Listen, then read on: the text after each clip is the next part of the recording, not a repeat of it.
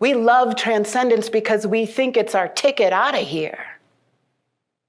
And what I am offering, my friends, is the only way to truly have a transcendent experience is to be in our bodies so that we can actually experience the extraordinary, the experience that is beyond what we believe possible. Robin Kimmerer, who wrote the book Braiding Sweetgrass, talked of the indigenous creation story, the native creation story, which is where Sky Woman danced her way down and literally birthed into being all that exists in life. All the animals, all the material pieces, the water, the air, the earth itself, and humanity. But Robin Kimmerer explains the process of Sky Woman as this great dance, that she danced her way down, and she danced her birthing process of all that is, the entirety of creation itself. And so if we think about this creation story, metaphorically for a moment, metaphysically for a moment, what direction did that process take? Was it one of rising above and transcending creation, or was it one of bringing spirit down into form through dance itself, through the birth process itself?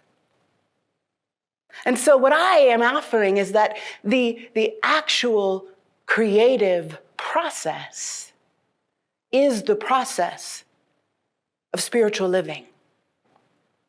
The process of bringing into our experience, or following the wisdom of the indigenous teaching, in order to make ourselves native to a place, we must speak its language. Or as Robin Kimmerer says, we must dance its dance, sing its song. And the immanence of God within each of us is danced into manifest form through our embodied experience, through spiritual living itself.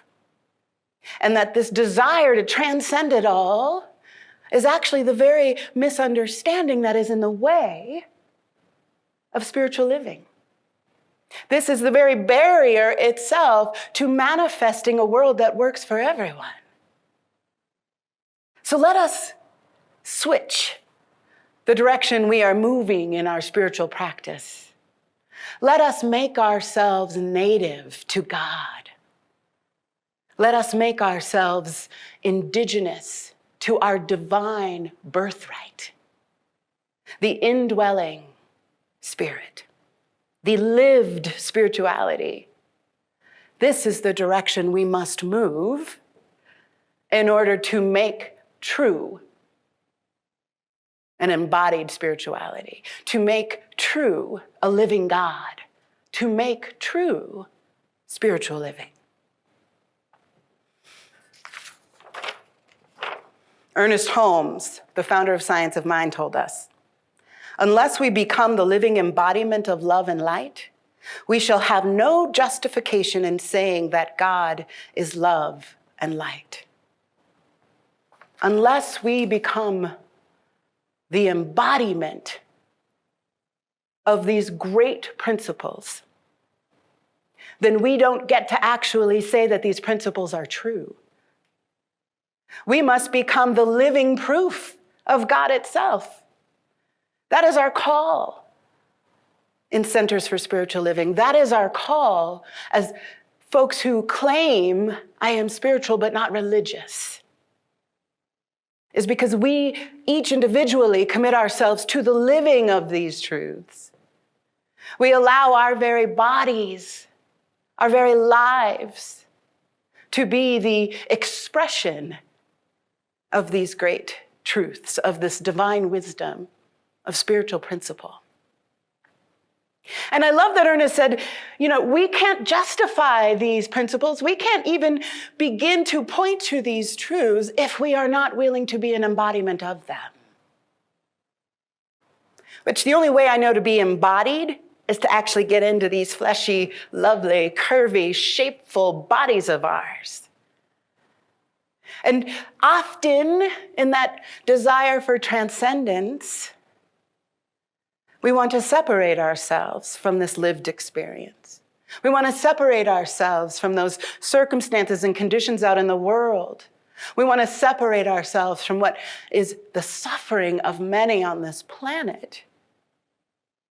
And we think that our spiritual practice is somehow a practice in order to get some room from that suffering. It's a practice to somehow get outside of what is painful. And there's a lot that is painful in these experiences. But I want to share a story with you in my own practice, in my own evolution, in my own deepening. It was several years ago now that I was working in pastoral care at the Albuquerque Center for Spiritual Living. And I met with one of our congregants who shared with me that she was experiencing homelessness. And I had no idea. She was celebrating with us on Sundays. She was in the social hall having snacks, and she was living in her car. And she went on to share her story of how that came to be. As a Native American woman who had been put off her home in order to find a better possibility here in the city.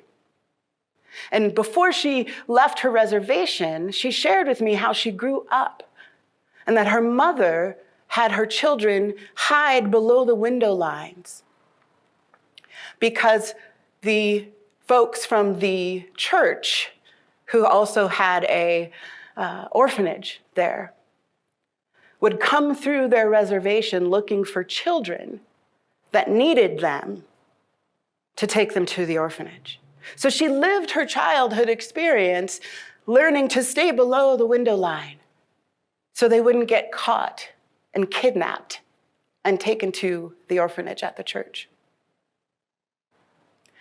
And after hearing this story, and after spending some time with her, looking for a way forward so that she could be housed, so she could stop living in her car.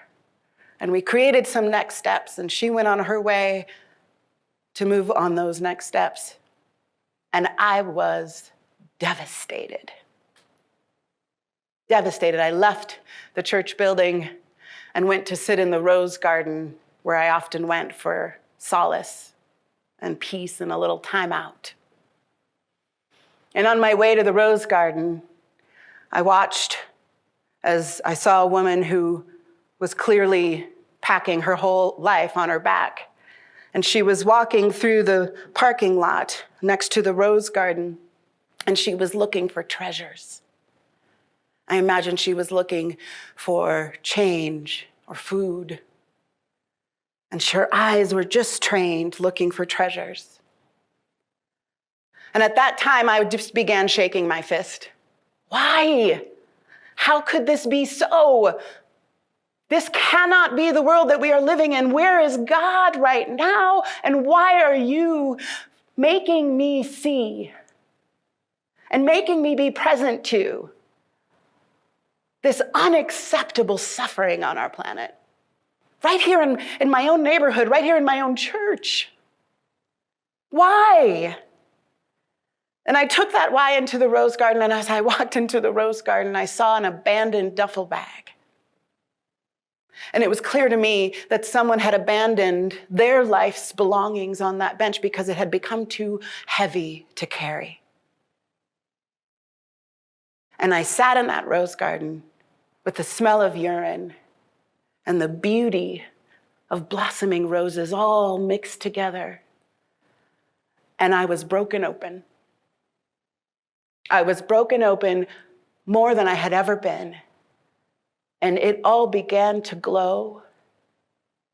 It all began to become this incredible beauty that I had never witnessed. And I was there and a part of it. As the tears streamed, as the heartbreak broke me open, I found myself experiencing the greatest experience of oneness I have ever experienced. And it wasn't because I was sitting on a meditation cushion. It wasn't because I was transcending life itself. It was because I allowed life to move in me and through me, in my very flesh and bones. And I allowed it to break open my very human heart. And as a giant surprise to me, there I was experiencing more God than I had ever experienced ever in my life. And this, for me, has been an example of the pathway towards God. That this thing that I thought was supposed to be the Holy Grail, the nirvana of transcending this painful, sometimes God-awful life experience. And it was the other way around.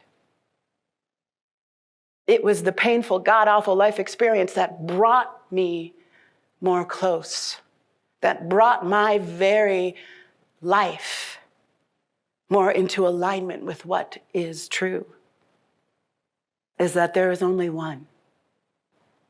And that one is present in all things at all times, never missing, always available. And I had stumbled my way through my pain right into that truth. But the only way that got to happen was I had to be willing to be in my body, in all the feelings. I had to be willing to be in relationship with this incredible young woman who broke herself open and shared her broken openness with me. And I realized that the path to God wasn't transcendence. The path to God was imminent.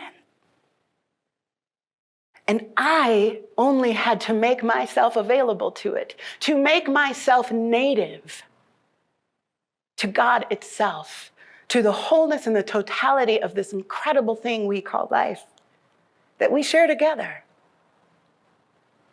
I also want to share from Ernest Holmes in his book, This Thing Called You.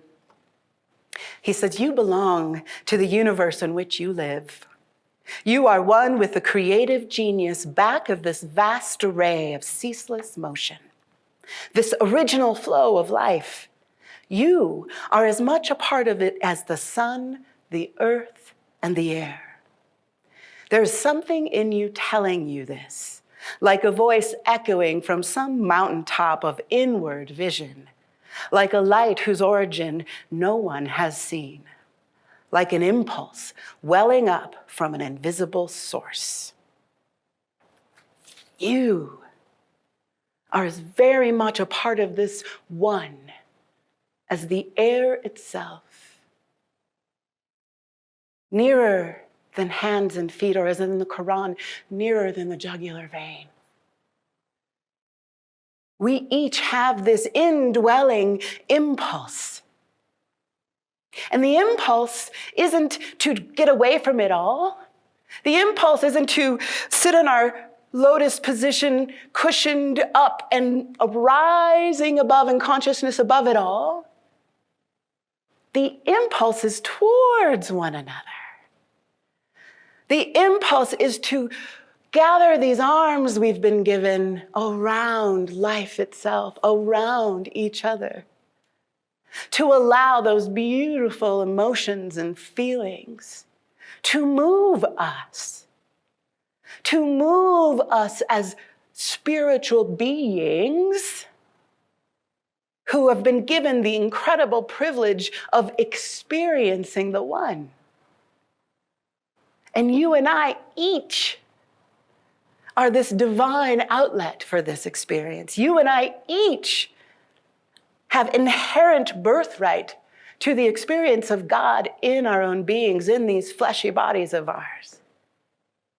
And you and I each get to dance our dance of creation, to sing the song of life itself, even when it may be a sad song, a painful song. Even when those very dances themselves put us into relationship with others' pain and suffering. This is the process of spiritual living. This is the path to God, and it is one that moves down into our experience. And each one of us, you and I, have been given the great invitation to that experience. That transcendence can only be something. Love and light can only be a thing if we are willing to embody it, if we are willing to live it, to be it. And so I invite you right now to say yes. I am willing right here and right now to be a lived expression of divinity. I say yes right now to claiming my divine birthright, my indigenous place in God. I say yes to taking that next step to getting in the way of God itself and allowing God to get in the way of me so that I can dance my unique dance, so that I can sing the song that is mine to sing, so that God can get here through me. That is what I invite you to say yes to. And in so doing, we get to make true this beautiful, beautiful speech from Saint Teresa of Avila, mystic, teacher. She says, the divine has no body now on earth but yours, no hands but yours, no feet but yours. Yours are the eyes through which to look out, divine's compassion to the world. Yours are the feet with which the divine is to go about doing good. Yours are the hands with which the divine is to bless all beings now. Yours. So I'm going to invite you to take this into daily practice every day for the next week. I want to invite you to do what Mirabai Starr invites us to by embracing the ordinary. Mirabai Starr, author of Wild Mercy, says, we can shift our focus back to the ordinary and bless it with the gift of our full attention. Then watch in awe as it brims with holy light. So I invite you to give your full attention to what is happening in your embodied divinity. To give your full attention to what is happening in your bodies moving through the world this week. And take with you this question: how will I live into the vision of my divine self? I want you to ask yourself this as you move through the world this week. How will I live into the vision of my divine self? How will I make myself more available for Spirit to flow in and out through me? How will I make myself more available to the other expressions of life on this planet so that we dance together and we sing together, creating a world that works for everyone? Because it is the impulse that is within us. It is that inner mountaintop that has been calling us to a greater vision. And so take that with you into your daily practice this week. Move as if what Teresa of Avila said to us is true. Yours are the hands and the feet of God. Let it be so. Let us anchor this in prayer. When I know that I know that I know, and this only one, this incredible, infinite one that is moving and having its being as every little bitty piece of life on this planet and beyond. I know that this one, in its infinite nature, has chosen me, has chosen you to be the great outlet of the divine, to be the great embodiment of Spirit itself, birthing and creating itself anew through each of our lives, through each of our steps, through each of our dances and songs and interactions and relationships, and through each of our experiences in these beautiful divine bodies that we have inherited from the One.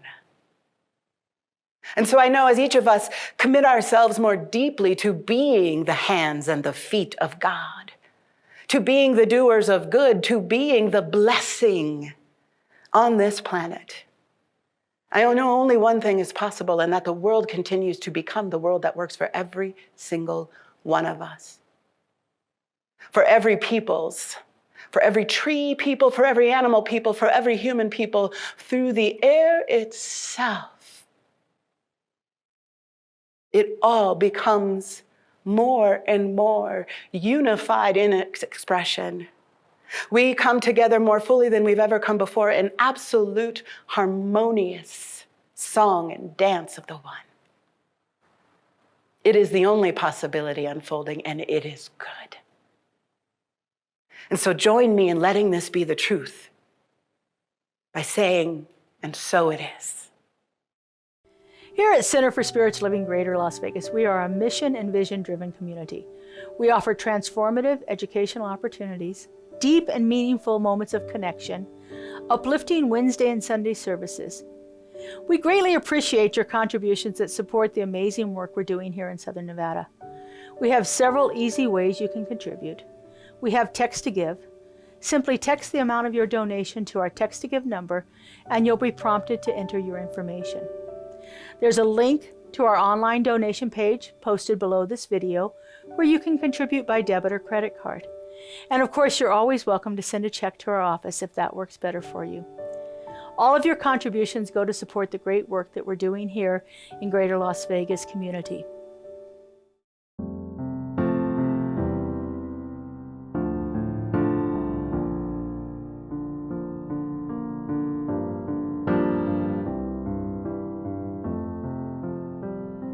In this moment, in this place, I remember who I am, letting fear and worry fall away from me.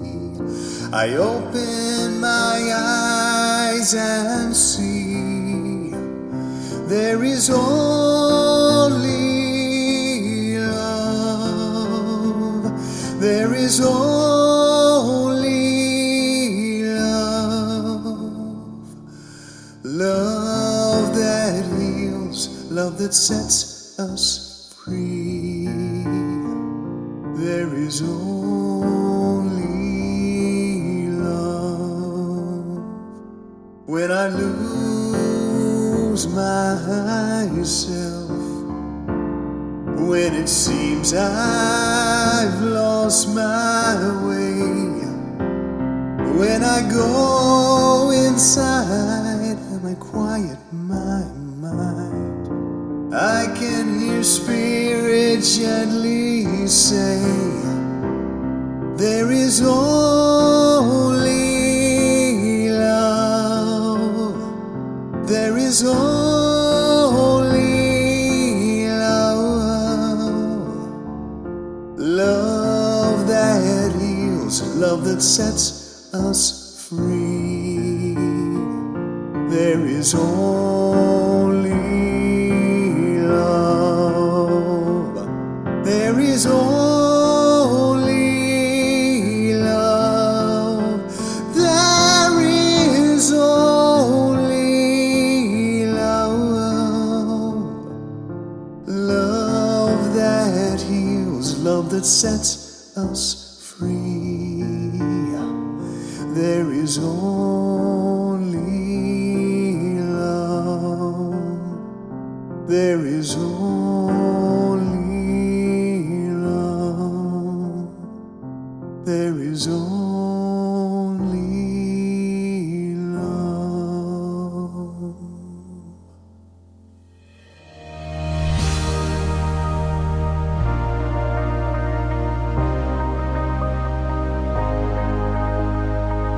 The monthly publication, Science of Mind magazine, is a treasure to be read and contemplated. Along with in-depth articles, there is a day-to-day spiritual support to be gleaned from its daily guides. Licensed practitioner Lynn Frankenberger hosts Adventures in Faith every Tuesday at 11 a.m. on Zoom, and you're invited to join in. This is a weekly group discussion that focuses on those daily guides and how to apply them.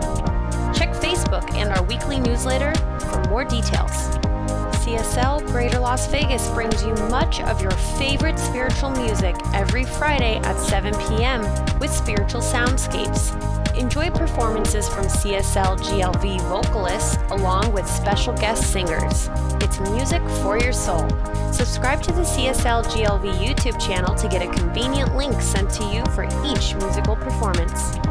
At CSL Greater Las Vegas, it is our mission to inspire spiritual discovery through community connection, exploration, and celebration. This mission supports the all-inclusive vision of Centers for Spiritual Living worldwide, in which we envision a world that works for everyone and all of creation.